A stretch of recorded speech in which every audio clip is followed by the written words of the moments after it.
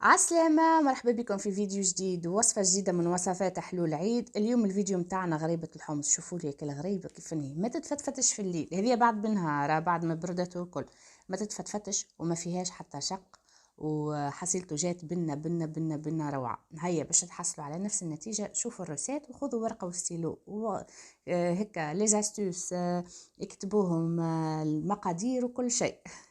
هذا الحمص اللي استعملت كيلو حمص، عليه 580 جرام فرينة، 100 جرام نشاء الذرة، ولنا 400 جرام سكر محور. لنا الله غالب مديتهم الباكو كيما هكا محجر، اما ميسالش تنغربلو الكل يتنحى. ولنا مواد الدهنية 500 مليلتر، نص لتر. اخذت الغربال الجويد وباش نغربل بيه المواد الجافة متاعي الكليكاية والا النواشف. لان بديت بالسكر محور على خاطر كما قلت لكم مديتهم الباكو محجر كيما هكا، مش مشكل. انا تغربل وما جرالو شيء. حطيت الفارينه والنشا لان هذوما المواد يتغربلوا باش ما تطلعش مكعبره من بعد ما تزيدش تصعب عليا في التحريك، على خاطر كمام هي في التخليط ماهيش سهله غريبه الحمص. ولنا خاصه الحمص لازم يتغربل على خاطر فيه ساعات تلقاو القشور. هوني هاكي هي الماركه اللي استعملتها، تقريبا من ماغازان جينيرال اللي خذيناها. الحقيقه مش يعني شريته، شراوه وبعثوه لي، ربي يبارك لهم ان شاء الله. نخلط المواد الجافة الكل كاية حتى فين ما عادش نفرق بين الحمص والنشا والكل، معناها الكل يتخلط بالباهي باش كيف نصب الزيت كل شيء، مش مثلا الفرينة تشرب الزيت الكل كاية والحمص يقعد بلاش. لنا نصف لتر متاع الزيت عباد الشمس، استغفر الله، زيت ذرة، عملت زيت ميس. خلطتهم. المستحسن تستعملوا زيت زيتونة وإلا الزيت الحاكم هكا، خاصة عاد زيت الحاكم يمشيها الغريبة، إلا زيت زيتونة تمشي لطعمة الحمص يولي معاش فيها بالكل كاية. لنا بالنسبة للمواد الدهنية اللي تحطوها، 500 مليلتر وإلا 500 جرام اللي باش تحطوها، نجموا تعملوا شطر برنوازات وشطر زيت ذرة ولا زيت عباد الشمس، وإلا الكل برنوازات وإلا الكل زيت.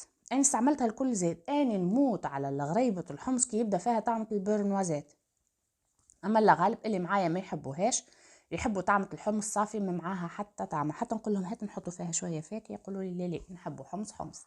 هاي ناخذوا لهم بخاطرهم، الدنيا كان ماخذة بالخاطر. وكما شفتوا حطيت المواد الدهنية، ما حطيتش الكليكاية، خليت حكاية 50 مليلتر. ومن بعد نبدأ نحبك فيها هكا بكف يدي كيما ريتو، حتى فين الزيت نحسه يطلع فوق وجه الحمص. لنا نقصت برشا في التحريك بالمونتاج، قلت شنو ذنبكم باش تقعدوا 4 دقائق و5 دقائق تتفرجوا عليا واني نعجن في الغريبة. انا اهم المراحل صورتهم لكم، شنو عملت بالضبط صورت لكم. انا لميت كعبورة لقيتها تتفتفت ياسر، باش نزيدها شوية زيت زيتونة كما شفت، زيت مايس كما شفتوا بزيادة بمغرفة الماكلة شوية، خاطر من لازمهاش تكون تتعجن برشا بالزيت.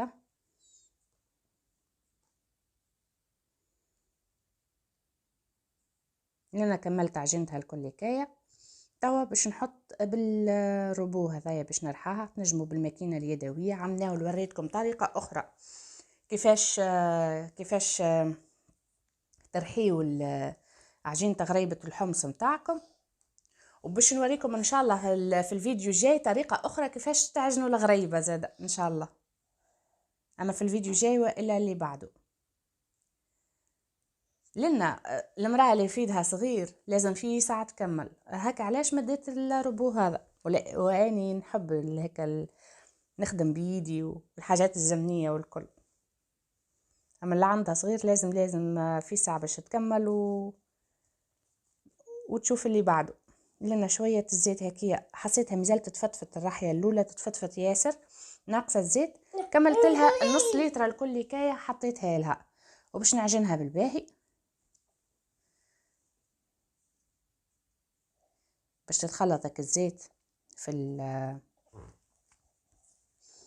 في كمية الغريبة الكل.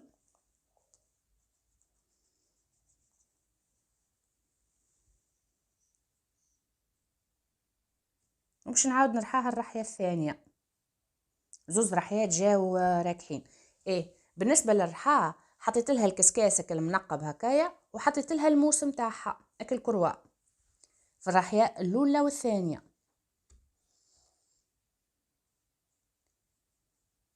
دونك البلاتو متاع الرحاء والا الرحاء هي البلاتو نعبيه بالغريبه، ونبدا ندز بك اليد البلاستيك هكيا فك الحلقوم متاعها. لان عندي القماع امي ربي بارك لها بعثتهولي، شريته من السوق متاع غريبه حمص. ارحمني الحقيقه، نحيتك الكسكاس على خاطر المره الاولى خدمت فمك الكسكاس وكل النجمه. كيف لا حسيتها ياسر طرات باش نمسها صوابعي اللي باش يتمركاو فيها، واني ما نحبش الغريبه مركيه في الصوابع فيها بأقل طاشات، نحبها الكعبه هكا مسبوكه مزيانه. مشيت نحيتك الكسكاس ونحيتك الموس وركبت القمع. معناها الرحيه الاولى جست باش تشكيل وكهو، الرحيه الثالثه معناها هذه متاع التشكيل. حطيتك القماع وهنا بودان طويل على كبر الطبق، ومن بعد تنقص باش ما تبداليش مطبعه صوابع الغريبه متاعي. وطلعت هكا مسبوكه مزيانه على الاخر ما شاء الله. نقصها بعتالي بالباليت باش نكيل على عرض الساشي سكر فانيي، ونقص بك الباليت. هانكم انتم موطول كعبه الغريبه اللي تحبوها هكا. العرض متاع الساشي هكيا زدتها حكايه نص مليمتر.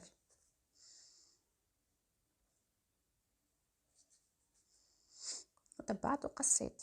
احنا مش باش نبيعها ولا حاجه